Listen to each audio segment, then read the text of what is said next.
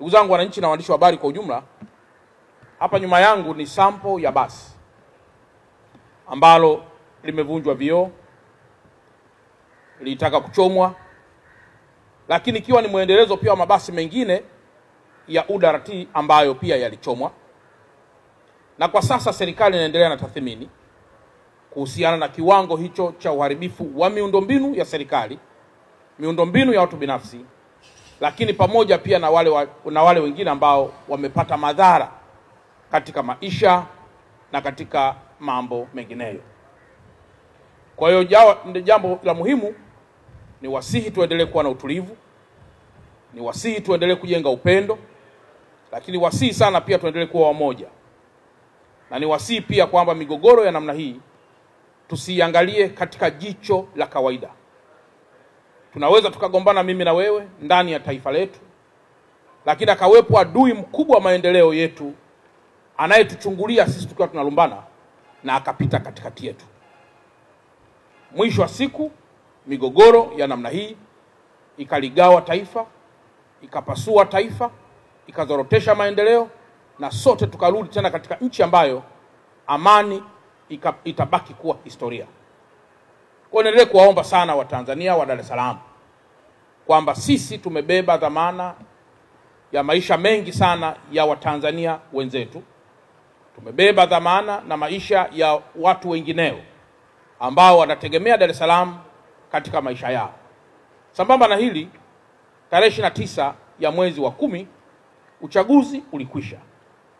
Na kama uchaguzi ulikwisha, ni wajibu sasa sote tuweke hasira zetu kando, tujenge taifa letu.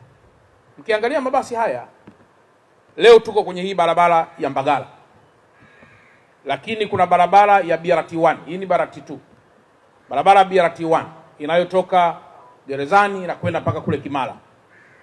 Vituo vingi vya mwendokasi vimeharibiwa. Lakini pia na barabara hii nayo vituo navyo vingi pia vimeharibiwa. Lakini nimeona namna ambavyo Watanzania wa Mbagala wanataabika kwa sasa. Na sisi kama wazazi, uweza hata siku moja ukasema sasa sirudishi tena miundombinu kwa sababu ya hiki kilichotokea. Nimekwisha elekeza hakuna shule hata moja iliyoharibiwa ambayo itafungwa kwa sababu ya uharibifu huo.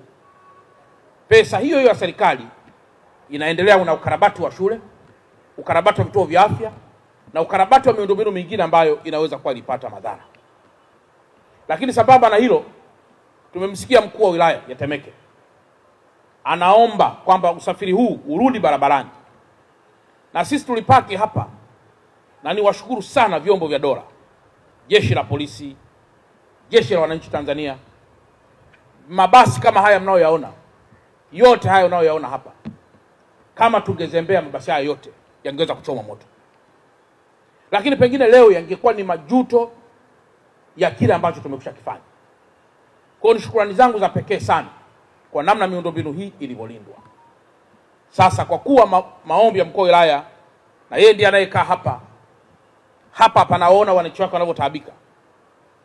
Leo ni tarehe 18 ya mwezi wa 11 2025, na waelekeza DART, na waelekeza UDART, na waelekeza TANESCO, taasisi zote za serikali zinazohusika kwa pamoja chini ya katibu tawala wa mkoa ndugu yangu Muhinte, wahakikishe tarehe 20 ya mwezi wa 11 2025 Alhamisi saa 2 asubuhi au hata kabla, mabasi yote yanaingia kwenye barabara kubeba wasafiri kwa hii barabara ya Mbagala kuelekea mjini.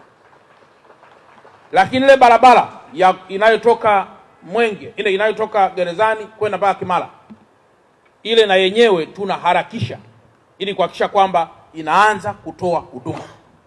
Kwa hiyo tupo saizi kwenye matengenezo, tumeagiza pia baadhi ya vifaa, vitakapokuwa pia vimefika tutaanza pia kule.